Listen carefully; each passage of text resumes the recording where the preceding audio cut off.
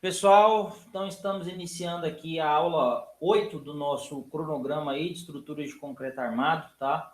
Nós vamos falar hoje sobre os detalhes de uma prancha de um projeto estrutural. Isso é muito importante para que você, estudante ou engenheiro que esteja assistindo esse conteúdo aí, aprenda que informações básicas devem conter uma prancha, né? Como é que a gente deve elaborar essa prancha, alguns caráteres básicos em função do que a gente já falou lá das disposições sobre a concepção do sistema. Então, eu sou o professor Vanderlei e vamos iniciar aqui essa aula.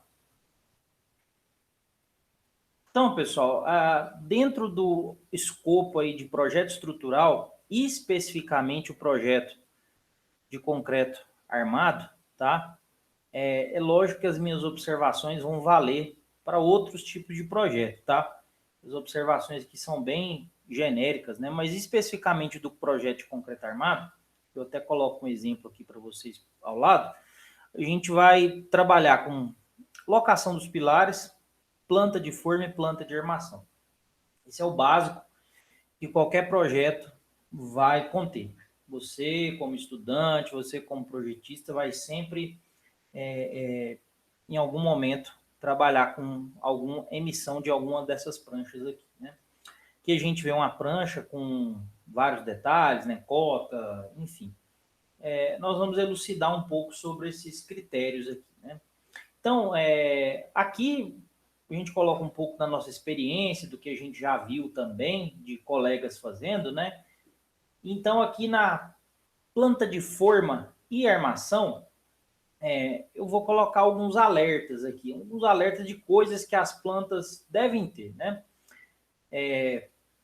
Lógico que algumas são opiniões pessoais minhas, né? Não são regras, mas normalmente a gente vê dessa forma. Por exemplo, né? Questão de padrão de cota, né? Como a gente está falando de estrutura de concreto armado, o nível de precisão que a gente sempre costuma ver aí, centímetros, tá? Então, todas as cotas do projeto vão estar em centímetros, né? Difícil você ver cotas em metro, né? Sobre a escala dos detalhes da planta de forma, é muito importante que você indique, tá, pessoal? Que você coloque nessa planta de forma essas escalas, né? Essas indicações aí, para que lá na hora do canteiro, o operário, né, ele consiga, na falta de alguma escala, estabelecer o valor da medida que ele deseja, né? Lembrando, pessoal, que isso é um conselho que eu sigo de alguns colegas mais experientes, né, na área de projetos aí, né? Sempre quando for fazer um projeto, evita ao máximo que o operário ele tenha que lá na hora fazer uma medida, né? Isso pode acarretar vários erros, né? Dificuldade, algum tipo de dificuldade na leitura por uma falta de indicação. Então, assim, tenta olhar seu projeto, sempre indicar escala, cota, tudo certinho, né? Evitar passar erro, né? E deixar isso lá ser decidido no campo, né? Apesar de que situações acontecem, né? E até por isso que a gente tem engenheiro que constrói a edificação, né? Até para sanar essas dúvidas na necessidade. A numeração dos elementos, que é muito importante, tá, pessoal? Numeração dos elementos que acontecem da esquerda para a direita e de cima para baixo, tá, pessoal? Então, essa é uma dúvida que sempre tem, né? Eu, por exemplo, mesmo quando trabalhava com projetos, eu sempre gostava de elencar o pavimento que eu estava, né? Então, por exemplo, estou fazendo térreo, né? Estou projetando o pavimento térreo, então vigas do térreo. Então, sempre vai ter uma letrinha T lá, né? E em função disso, eu vou indicar, sei lá, né, o número das minhas peças, né, VT001, né, VT002 e assim por diante, da esquerda para a direita, de cima para baixo. É sempre importante que você indique número de seção, indicação de abertura, né, isso está lá bem detalhado, eixo da estrutura com seus devidos cortes, tá, pessoal? Corte é um negócio que lá na hora do construir ajuda muito, né? Ajuda muito a gente ter uma visão geral de como a estrutura. E aqui eu não estou falando do corte de arquitetura, que também é muito importante. Eu estou falando do corte estrutural, né? Onde você vai visualizar laje, viga e pilar nas estruturas que a gente fala de estruturas usuais, né? As notas de projeto, que a gente vai falar delas daqui a um pouquinho, né? Onde vão ser indicadas algumas observações que você não conseguiu representar em desenho, mas que vão se repetir ao longo das plantas. É muito importante isso aqui, a gente vai falar disso daqui a pouco. Corte de armaduras, dobramentos, né, que os pinos de dobra, né, como é que você vai indicar para o seu operário lá da armação para que ele faça o dobramento correto, né?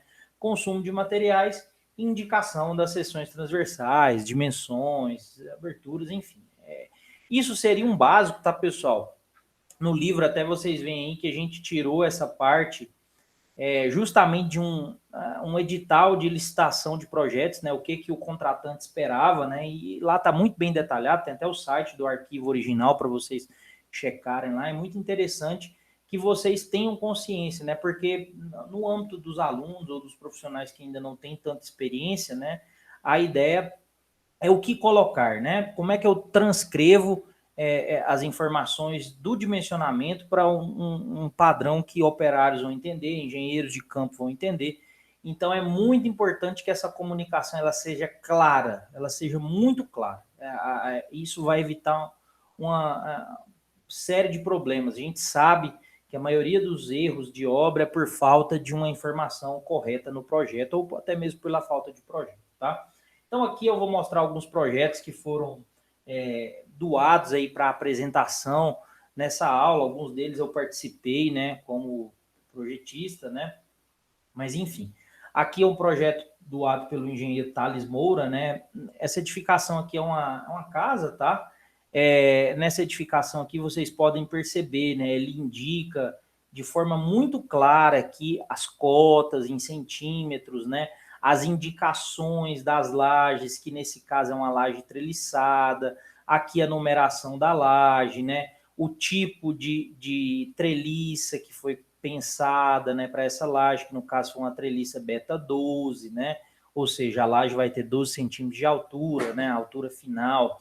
Aqui os carregamentos, né? Carregamento aqui, isso está escrito na nota, né? Mas esse carregamento aqui está em TF por metro quadrado, né? Que é a unidade bem padrão aí que o pessoal costuma utilizar, né? Aqui carga permanente, carga acidental. Vocês podem ver que tem esse tracejado aqui, ó. Muito provavelmente porque essa viga aqui ela tem algum tipo de inversão, né? Ou ela está invertida para cima ou para baixo, ela tá em algum nível que não é o mesmo nível do pavimento, né? Então é importante essa demarcação aqui, né? Aqui a gente tem também as indicações, né, de pilares que nascem, seguem e morrem, né? Ou seja, o pilar está nascendo, ele vai ter essa indicação, o pilar está seguindo, né? Ou seja, ele está continuando, ele tem essa indicação com a achura totalmente preenchida, né? E aqui, quando ele morre, né, ou seja, ele finaliza, a indicação é uma achura diferente, inclinada, né? Aqui já uma indicação de abertura, né, pessoal? A indicação, vocês podem ver aqui, é sequencial, né? P6, P7, P8, P20, né? E aqui no caso PP, né? Provavelmente deve ser um pilar de platibanda isso aqui, né? E aqui a sequência normal dos pilares. Você pode ver, ó, P6, P7, 8, aqui tem um pilar da estrutura, P de platibanda, e aí segue, né? Fazendo aquela nomenclatura padrão, aquela sequência, né? Esquerda para direita, de cima para baixo. Aqui a demarcação do nível, né? Que é muito importante, tá certinha lá com corte. Então são essas aí algumas indicações da planta de forma, né? E a respeito das notas, o que tem que ter numa nota de projeto, né? Várias coisas tem que ter numa nota de projeto, né? Uma identificação do que não foi possível colocar no desenho, né? Até para o desenho não ficar poluído demais. Mas, olha só, as notas de projeto, elas vão ser informações adicionais que o projetista vai colocar e que vão auxiliar no ato da construção daquela edificação. Então, a gente espera encontrar nessas notas de projeto aqui algumas informações básicas, né, como resistência à compressão, que é o FCK, o módulo esperado, né, é uma tendência que já tem sido adotada aí nos projetos, questão do cobrimento para as peças, né, separado em viga, laje e pilar, né, a gente tem que colocar as disposições construtivas, ou seja, questão de tempo de escoramento, por onde começar a retirada de formas, né? Então, eu preciso desformar minha viga, eu começo pelos painéis laterais, painéis superiores, inferiores, então o projetista ele vai definir essa sequência aí, né? Ele vai colocar as normas que ele utilizou, né, para fazer aquele projeto, como, por exemplo, a NBR 6118, a NBR 6120, né? Uma informação importante que tem no projeto, mas também tem nas notas, né? A questão dos carregamentos, principalmente quando você tem uma repetição, né? Às vezes, para a planta não ficar poluída, você tira aquela informação lá da planta de forma e joga na nota, né? Aí você vai falar assim, professor, mas o cara precisa da informação do carregamento lá na obra? Sim, e se você estiver falando, por exemplo, de uma laje pré-moldada, que normalmente o engenheiro projetista não projeta, ele só prevê, né? Quem vai projetar é quem vai fazer a laje, né? A fábrica. Então, ela precisa saber esse carregamento aqui, né? Precisa saber o que o cara estimou, né? Para aquela estrutura, porque se ele perceber que a estrutura imaginada não pensou, aquele projeto necessita de revisões, né? Mas, enfim. E, além disso, orientação sobre cotas e escalas. Então, aqui, pessoal, eu coloquei algumas informações básicas que a gente sempre verifica em nota de projeto, né? A gente até lá falou de consumo de materiais e tudo mais, mas, assim, essas informações aqui é sempre bom ter, tá? É sempre bom ter porque vai fazer falta lá na hora, né? E aqui, passando para prancha de armação, né, nós temos que aprender a ler essa prancha até para aprender a desenhá-la também, né? A fazer o desenho dessa prancha a partir do momento que você, como projetista, definiu a área de aço, as dimensões corretas, né? Então, aqui a gente tem esse exemplo aqui, pessoal, do livro do professor Rebelo, tá? E depois eu vou mostrar exemplos reais aqui, que foram doados por amigos aí também da profissão, né? Então, aqui a gente tem uma viga. Essa viga tem uma demarcação aqui na inferior das armaduras que a gente chama de positivas. O que são as armaduras positivas, pessoal? É que está em bordo tracionado, né? Então, você vai ver, sempre eu falo isso ao longo do curso, né? Então, se positivo é tração, negativo é tração no bordo superior, né? Então, positivo, tração no bordo inferior, negativo, tração na onde, pessoal? No bordo superior, tá? Então, fica sempre isso, vai valer para laje, vai valer para viga, apenas para pilar, que isso aí não vai valer, porque a armação do pilar, ela se encontra na vertical, né? Então, aqui, ó, na prancha de armação, a gente vai ter a indicação dos apoios, né? A gente vai ter indicação dos comprimentos das arestas do estribo, né? O comprimento das arestas da seção bruta de concreto, a demarcação do cobrimento, né? Aqui, ó, é muito importante, essa demarcação do Rebelo aqui, ela é mais antiga, vocês podem ver que está em metros, né? Até aquele projeto inicial que eu mostrei, ele está em metros, porque era uma prática mais antiga. Agora eu digo que 90% dos projetos, eu arriscaria até 99% dos projetos que eu já participei como engenheiro construtor ou como projetista, a gente faz no centímetro mesmo, né? Mas, enfim, aqui, né, a gente tem as demarcações das armaduras. E aqui é muito importante nós sabermos ler essas demarcações. Então, por exemplo, aqui, ó, você pode ver, né, que o Rebelo ele indicou de maneira muito bem acertada, né, o número da barra, que é uma codificação que a gente tem, né? Por exemplo, no TQS, essas barras elas saem com o número N1, N2, ou seja, barra com diâmetro e com tamanhos que são as características, né? Então, aqui, ó, essa barra 1, ela é formada por 2 φ de 6,3, ou seja, o diâmetro da barra é 6,3 e ela tem um cobrimento de quanto? 476. Ela é formada por quantas barras? 2 barras, né? Aqui, ó, o Rebelo já faz outro exemplo, né? O Rebelo já faz aqui o exemplo da barra 2, formada por, se fosse um TQS, né, um N2, um φ de 12,5, ou seja, o diâmetro da barra tem 12,5 milímetros, ele é de 2,76 e é formado por uma barra, né?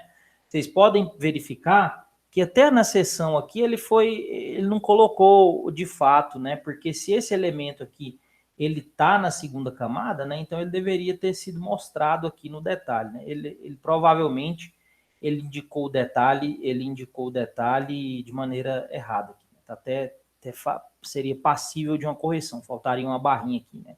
Porque quando a gente chega nessa última barra aqui, né? Que é a barra que está na parte inferior, essa aqui provavelmente é uma barra de segunda camada, né? Ou seja, uma barra que estaria aqui no canto, né?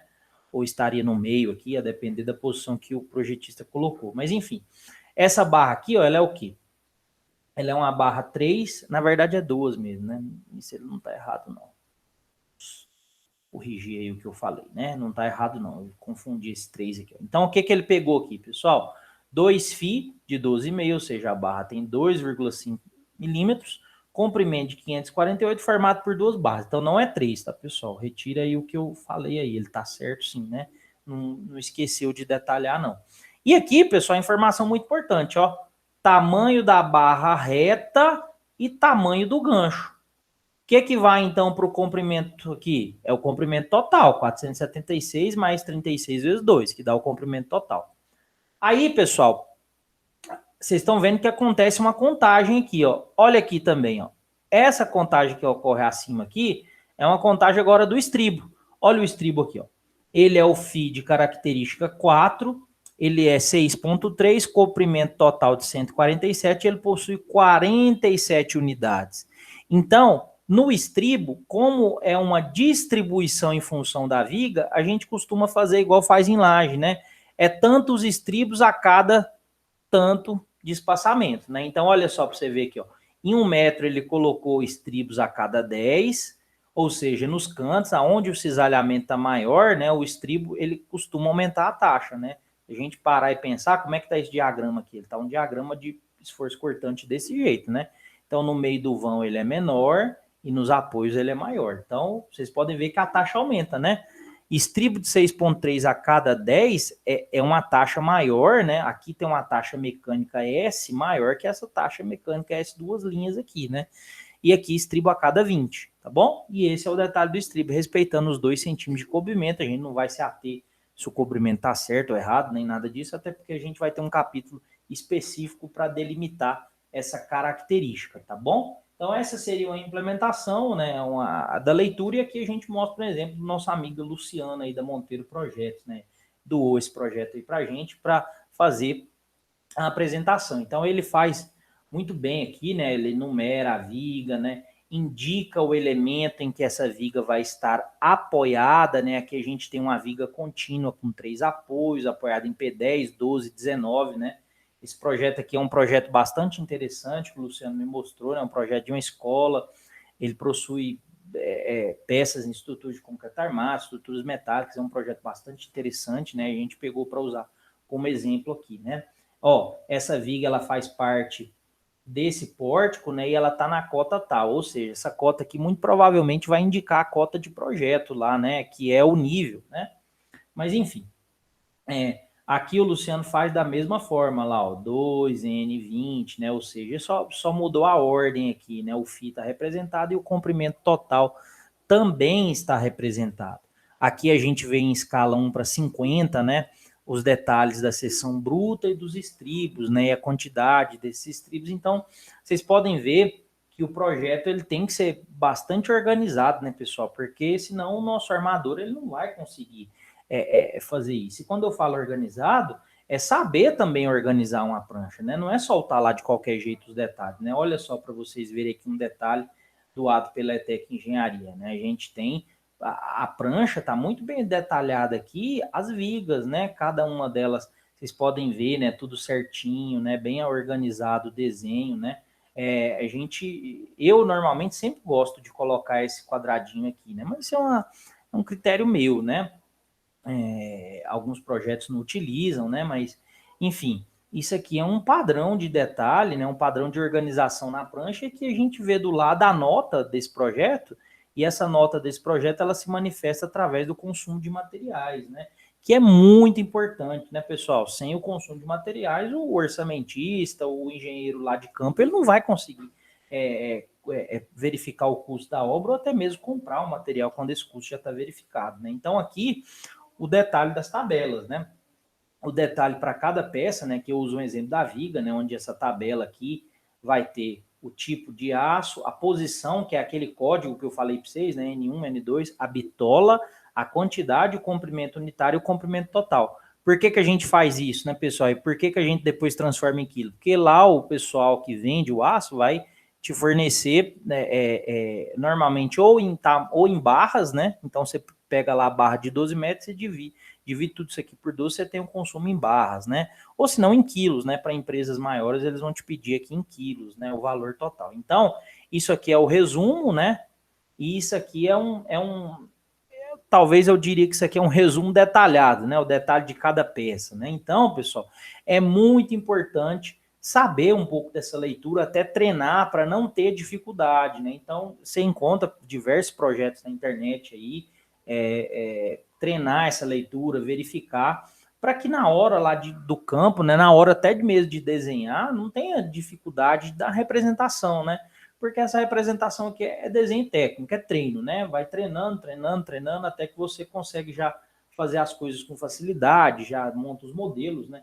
Então, essa foi a nossa aula aí, pessoal, sobre leitura dos projetos, né? O que uma prancha tem que ter.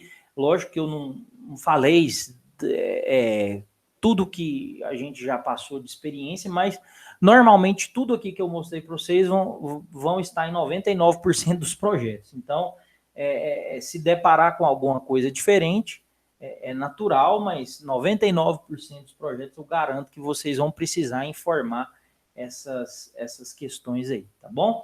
Então, o GPE agradece aí a participação de todos, para quem está vendo os vídeos, se inscreve aí no nosso canal para ajudar, recomenda para os amigos, tá bom, pessoal? Abração, até mais.